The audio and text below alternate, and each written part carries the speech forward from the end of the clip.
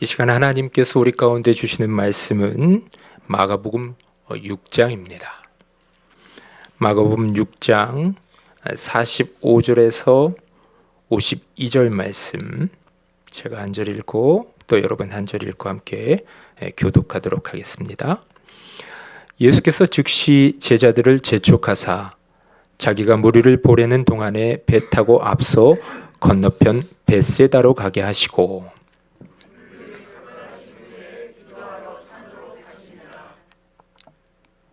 저물매 배는 바다 가운데 있고 예수께서는 홀로 무태에 계시다가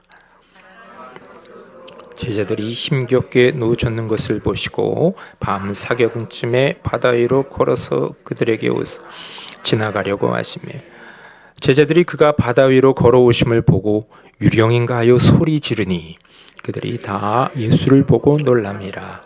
이 예수께서 곧 그들에게 말씀하여 이르시되 안심하라, 내니 두려워하지 말라 하시고 배에 올라 그들에게 가시니 바람이 그치는지라 제자들이 마음에 심히 놀라니, 이는 그들이 그 떡 떼시던 일을 깨닫지 못하고 도리어 그 마음이 둔하여졌음이로라.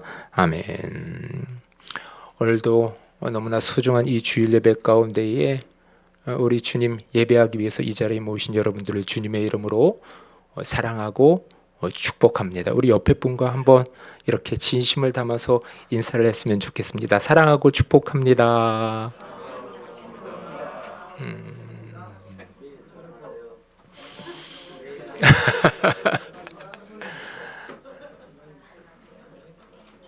네, 이제 설교를 진행해도 되겠습니까?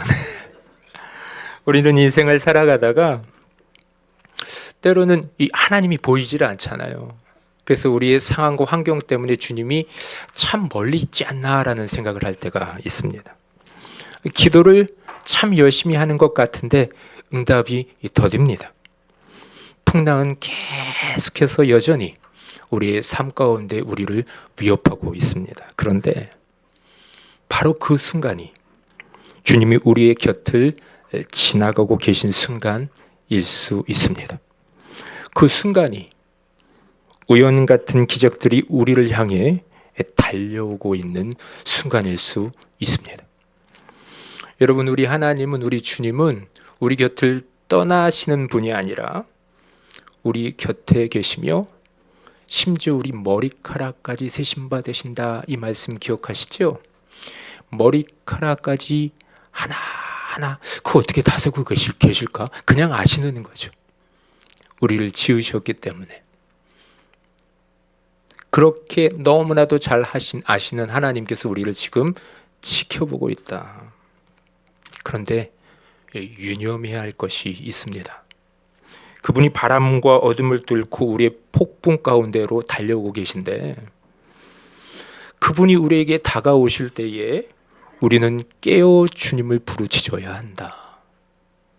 우리가 깨어 주님을 부르지 않으면 분명 주님은 곁에 우리와 함께하고 계신데도 불구하고 우리는 그 임마누엘 하나님을, 그 임마누엘 하나님의 전능하심을, 그 하나님의 놀라운 위로와 평안과 때에 따라 돕는 은혜를 놓칠 수가 있다는 겁니다. 오늘 말씀의 제목이, 우리 함께 읽겠습니다. 시작. 지나가려고 하시매. 오늘 말씀은 하나님이 지나가시는 그 순간을 깨닫고 그것을 캐치하는 거죠. 하나님 곁에 계시는구나. 이 폭풍 가운데 나 홀로 두지 아니하시고 주님 정녕 내 곁에 계시는구나. 그 순간을 붙잡은 사람들의 이야기를 여러분들과 나누고자 합니다. 여러분, 오병이어의 놀라운 기적 아시지요?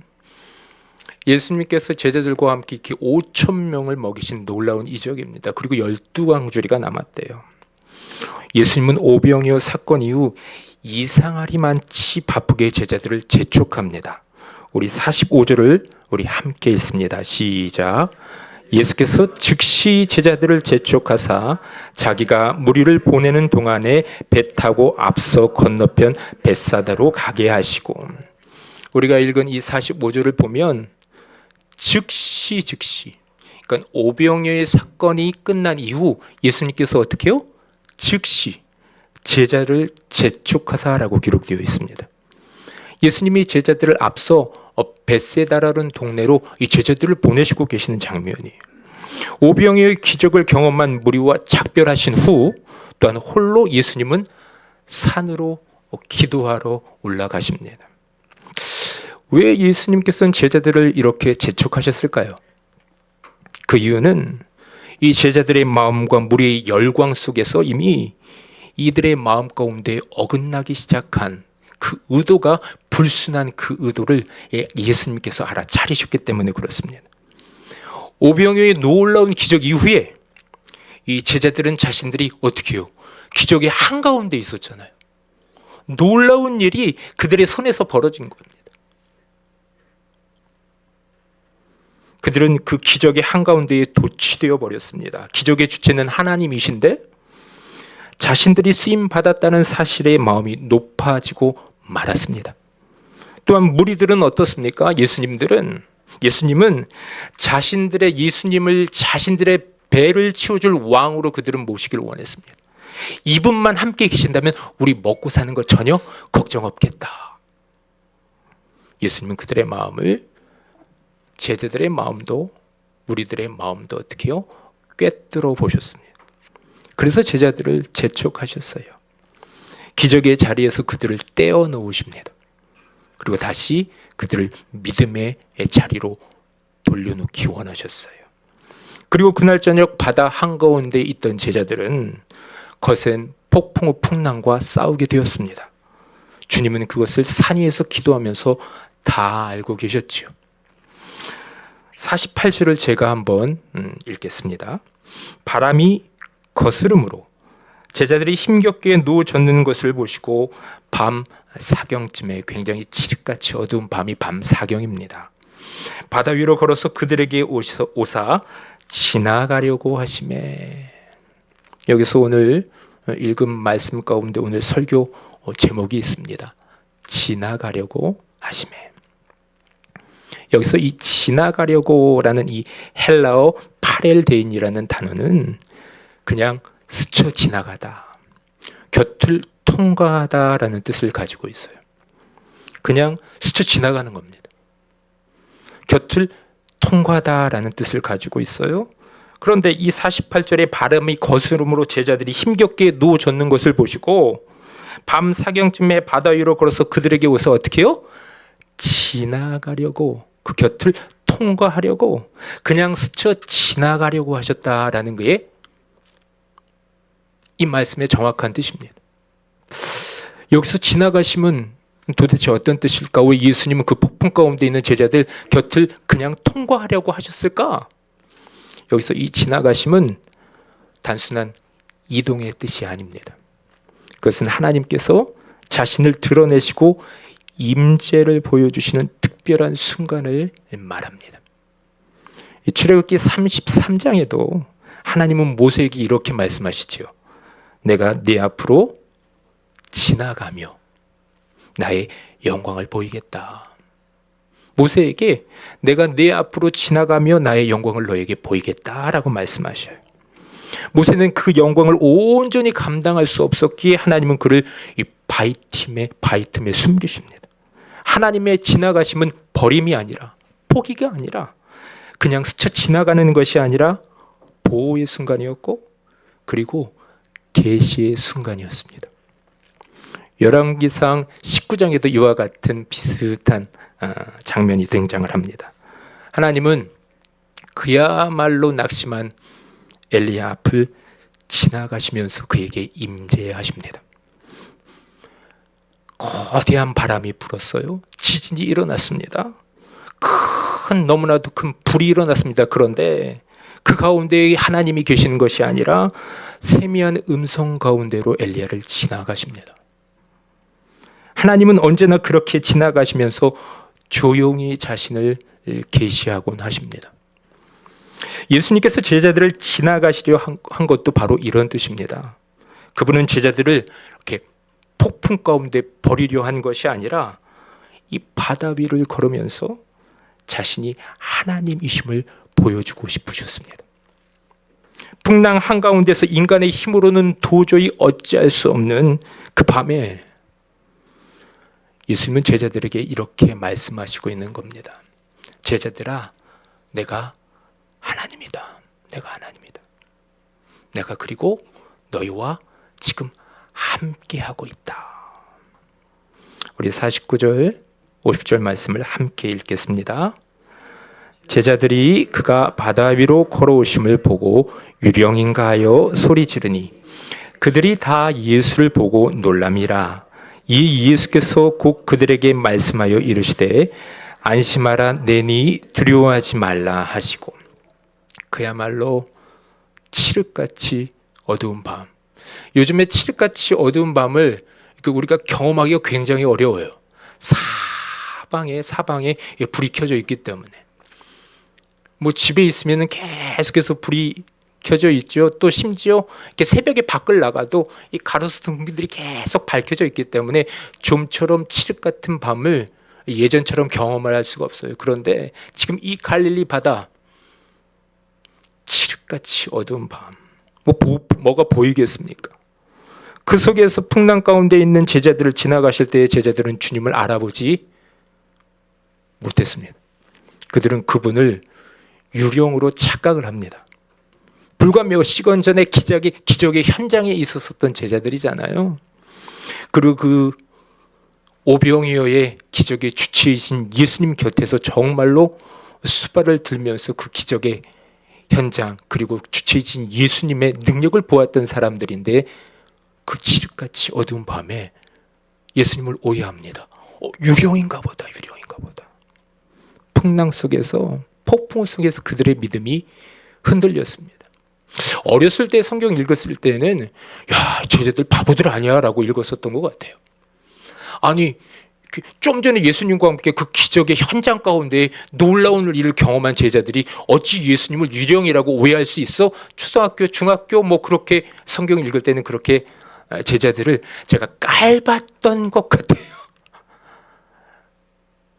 근데 요즘에 다시 성경을 이렇게 찬찬히 읽어보면 그럴 수 있겠다.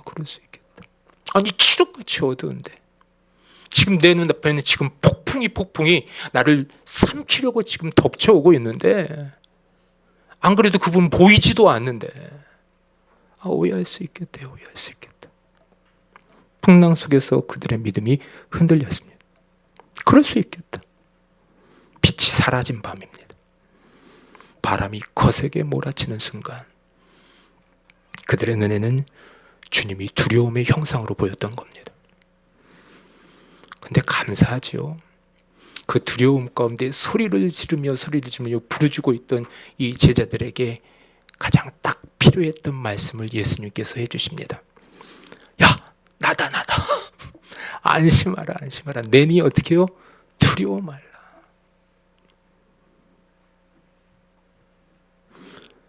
우리 옆에 있는 분들에게 이렇게 이야기했으면 좋겠습니다. 안심하십시오. 옆에 하나님이 계십니다.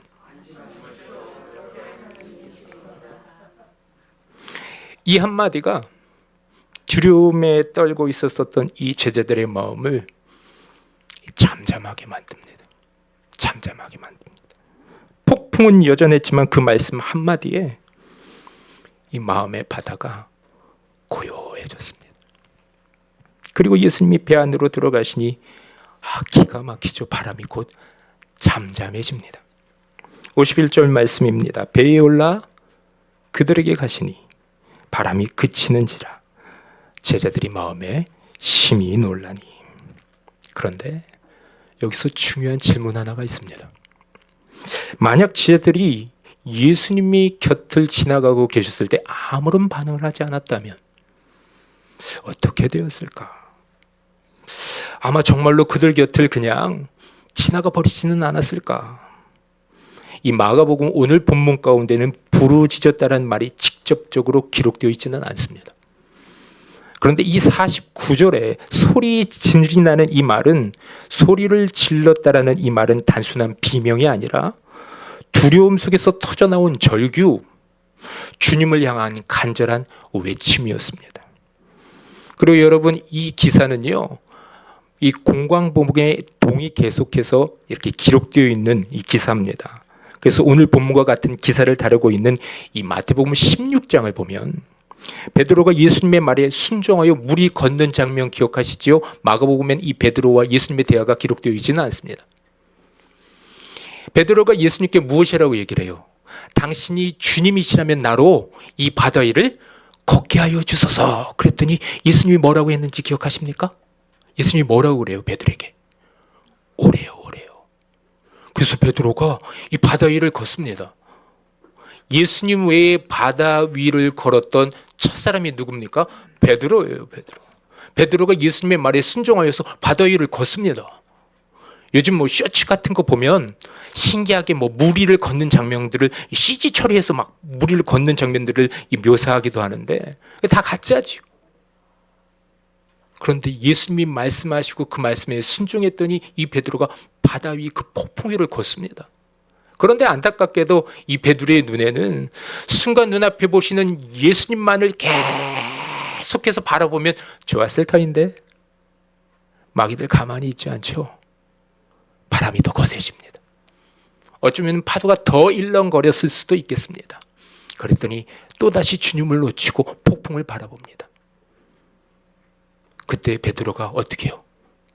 예수님이 바로 곁에 계심에도 불구하고 물에 빠져요. 이게 참 재미나요. 주님 어디 가시지 않았어요. 바로 베드로 앞에 있었어요. 그런데 이 베드로의 시선이 주님이 아니라 폭풍의 시선이 맞추어지자 또 빠져내려갑니다. 그런데 이 베드로의 순발력, 그때 바로 주님 나를 건져 주옵소서, 나를 구원하여 주옵소서, 바로 주님의 이름을 부릅니다. 주의 이름을 부르는 자는 구원을 얻으리로다. 주의 이름을 부르는 자는 구원을 얻으리로다. 마태복음 16장은 그렇게 빠져 폭풍 가운데에 절규하는 베드로에게 예수님이 이렇게 하셨다라고 기록되어 있어. 즉시 손을 내미셨다. 우리가 주님을 바라보면서 폭풍을 뛰어넘어서 주님을 부르짖으면서 바라볼 때에, 그리고 주님의 이름을 외칠 때에 우리 예수님은 어떻게 해요? 가만히 태연히 그래 조금만 더 두고 볼게가 아니라 즉시 손을 내미사 우리의 부르짖음을 우리 예수님 뭐하고 계셨어요? 기다리고 계셨구나. 베드로가 주여 나를 구원하소서.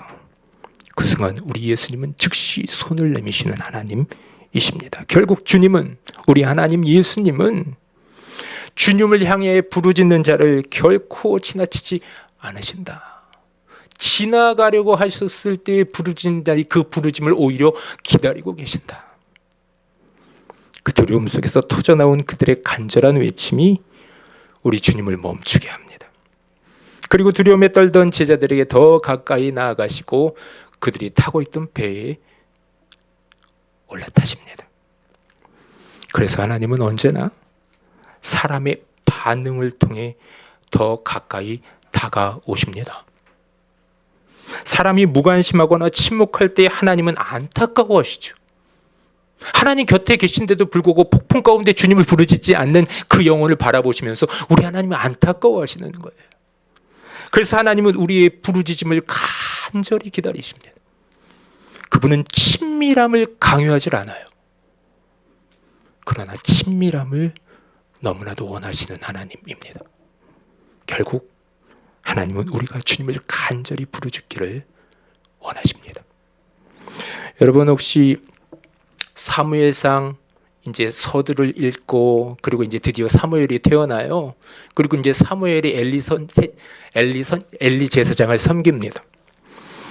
그때 이런 기사가 있어요. 조용한 밤이었습니다. 성전의 등불이 아직 꺼지지 않았고 어린 사무엘은 제사장 엘리 곁에서 하나님을 섬기고 있던 때입니다. 어느 날 밤 하나님께서 누군가를 부르셔요. 사무엘아, 사무엘아. 사무엘은 잠결에 일어나 엘리 제사장이 본인을 부른 줄 알고 이 제사장에게로 다가가서 네 제사장님 저 부르셨습니까? 그랬더니 엘리가 말합니다. 내가 부른 적이 없다. 가서 다시 누워라. 이 일이 한 번, 두 번, 세 번 반복됩니다. 사무엘은 아직 하나님의 음성을 구분하지 못했고 엘리도 처음에는 그 사실을 알아차리지 못했던 것 같습니다. 그런데 세 번째 부르심이 있을 때 엘리는 비로소 깨닫습니다. 아, 하나님께서 사무엘을 지금 부르고 계시는구나. 그리고 사무엘에게 이렇게 말합니다. 그분이 야 사무엘아 다시 부르시면 이렇게 대답하거라. 여호와여 말씀하옵소서 주의 종이 듣겠나이다. 마침내 네 번째 하나님께서 사무엘을 부르실 때에 사무엘이 하나님께 이렇게 반응합니다. 말씀하옵소서 주의 종이 듣겠나이다. 그제야 하나님은 이 사무엘에게 말씀하셔요. 그의 인생을 선지자의 길로 세우십니다. 하나님은 세 번의 침묵 속에서도 포기하지 않으시고 계속해서 사무엘 이름을 부르고 계셔. 강요하지 않아요. 그가 깨닫고 알아차릴 때까지 하나님께서 첫 번째 야 나 하나님이야 뭐 엘리에게 가냐 라고 윽박지르지 않으시고 하나님 기다리시는 이 젠틀맨. 그리고 마침내 사무엘이 응답했을 때 그의 인생의 문이 열립니다. 하나님은 지금도 우리의 곁을 지나가려고 하실 때에 내 딸이 반응했으면 좋겠는데, 내 딸이 깨달아 알아 나를 부르짖고 찾았으면 좋겠는데 라고 우리를 바라보고 계십니다. 그분은 마음이 다친 사람보다 작은 신호에도 귀 기울이며 깨어서 주의 종이 듣겠습니다. 겸허히 응답하는 사람을 만나 주십니다. 하나님은 우리의 이름도 동일하게 지금 부르고 계십니다. 나는 내가 나를 부르기를 원하고 있다. 기다렸노라 의 마음으로 우리를 지금도 하나님은 우리를 바라보고 계십니다. 우리 출애굽기 3장 2절 3절 말씀을 함께 읽겠습니다. 시작.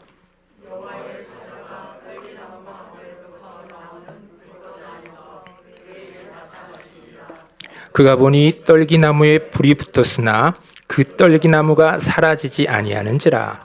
이에 모세가 이르되 내가 돌이켜 가서 이 큰 광경을 보리라.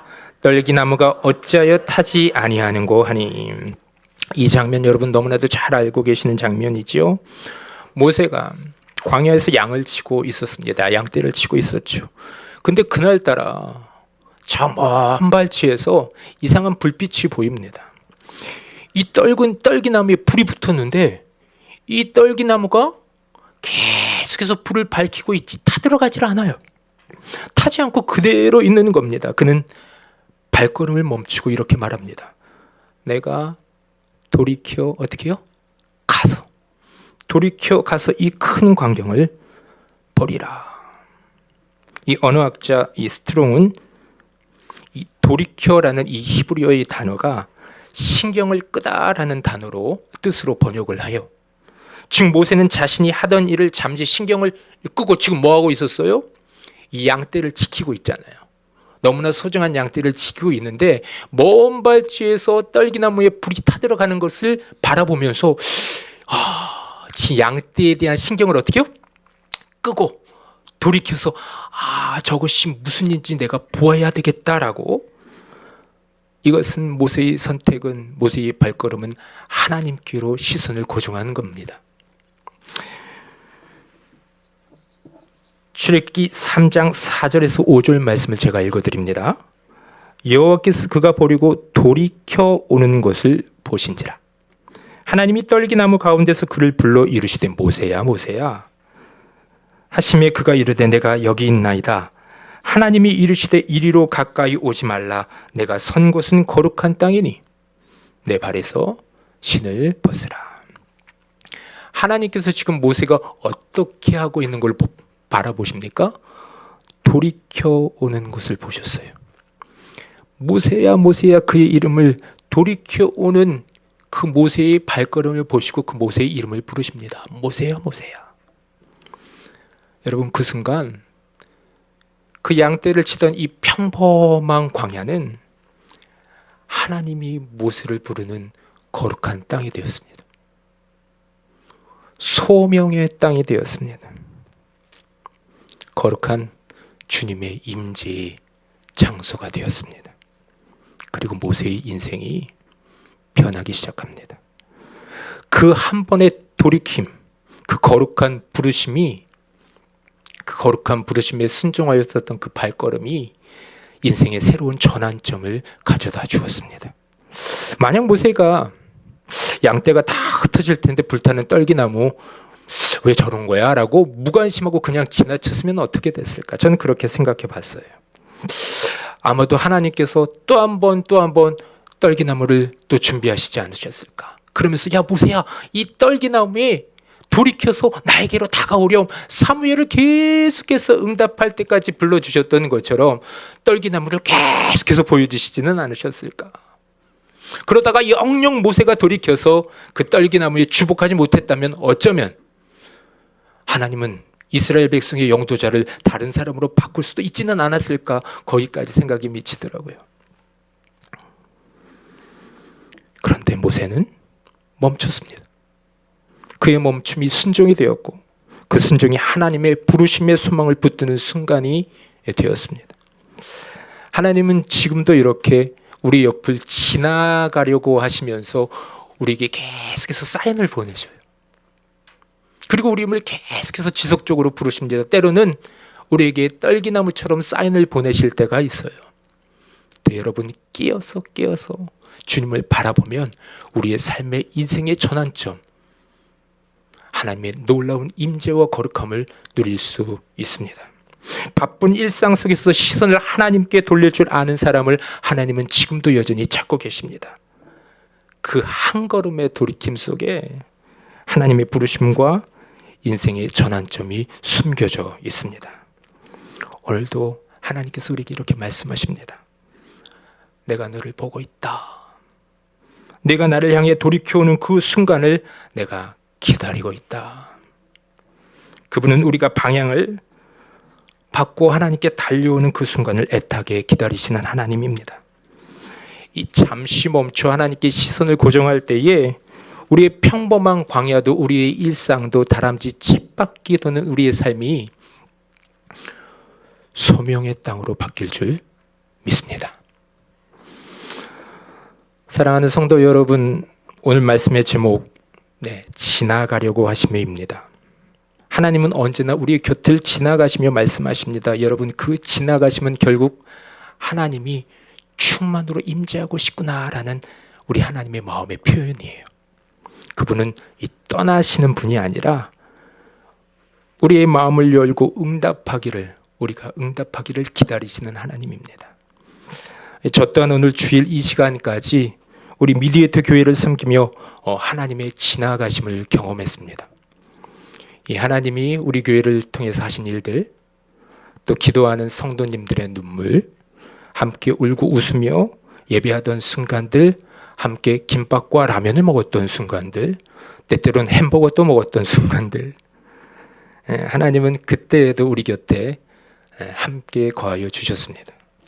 2025년 1월부터 부족한 종이 미디에이터 교회를 섬길 수 있었던 것은 전적인 하나님의 은혜였고 여러분들의 사랑 덕분이었습니다. 감사합니다. 이 짧은 시간이었지만 여러분 통해 하나님 나라의 아름다움을 보았습니다. 그러나 제 건강의 문제로 한동안 진지하게 기도하게 되었습니다. 주님 앞에 머물러서 계속 기도할 때에 주님께서 제게 주신 말씀이 있었습니다. 아마 지지난주 설교였던 걸로 기억이 나는데요. 바랄 수 없는 중에 바라고 나아가라 라는 이 말씀을 계속 10년 가운데에 주셨습니다. 저는 이 말씀을 붙잡고 교회에 제 마음을 나누었고 하나님이 원하시는 안타깝게도 아름다운 이별을 준비하게 되었습니다. 다만 모든 분들께 미리 말씀드리지 못한 점, 이 자리를 빌어서 다시 한번 송구한 마음을 전합니다. 그리고 이 모든 시간 동안 기도로 함께해 주신 성도님들의 사랑에 다시 한번 깊은 감사를 드립니다. 여러분, 우리 미디에이터 교회는요, 저의 개인의 사역보다 크고 하나님의 계획 속에서 더 멀리 달려가야 할 소중한 공동체입니다.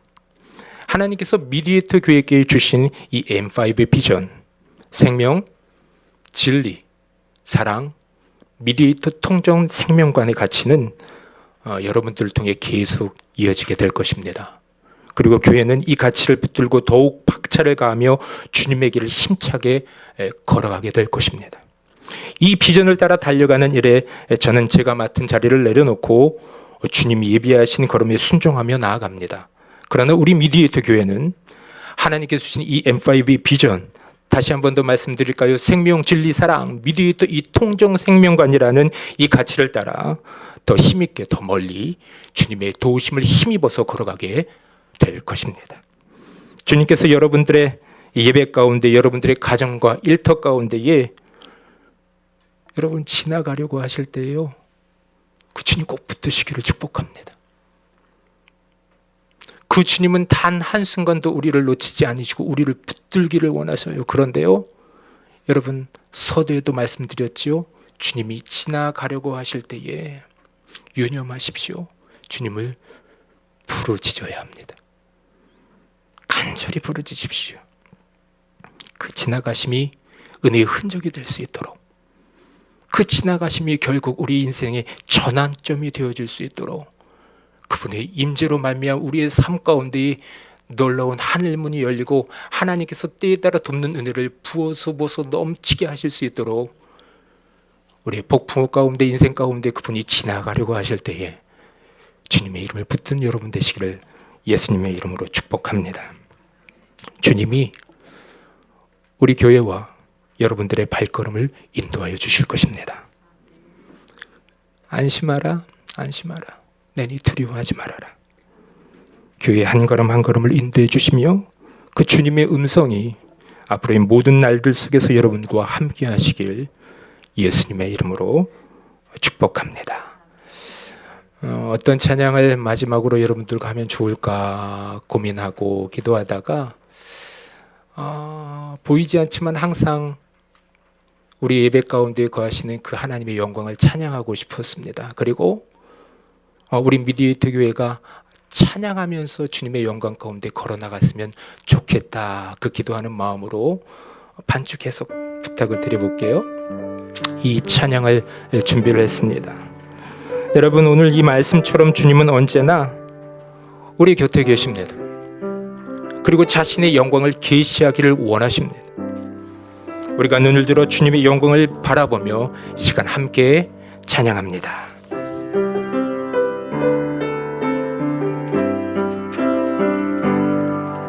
나는 주의 영광을 보네. 우리 가운데 계신 주님, 그 빛난 영광 온 하늘 덮고 그 찬송 땅 가득해. 나는 주의 영광을 보내. 찬송 가운데 서신 주님, 주님의 얼굴은 온 세상 향하네. 권능의 발을 드셨네. 주의 영광 이곳에 가득해. 우린 손에 주님과 함께 찬양하며 우리는 전진하리. 모든 여 우리들 손을 높이 들고 주의 영광 이곳에 가득해. 주의 영광 이곳에 가득해. 우린 손에 주님과 함께 찬양하며 우리는 전진하리. 모든 열방 우리 다시 한 번 더 선포하며 찬양합니다. 주의 영광 이곳에 가득해. 우리 손에 주님과 함께 찬양하며 우리는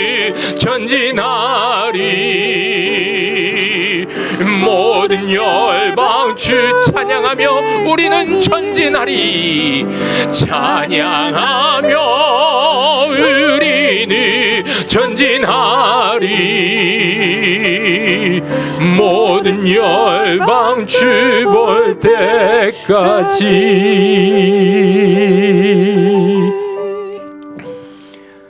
말씀을 생각하시면서 기도의 자리로 나아갑니다. 여러분 인생 가운데 지금 맞닥뜨린 폭풍우는 무엇입니까? 여러분들의 생각과 마음들을 뒤흔드는 그 풍랑은 무엇입니까?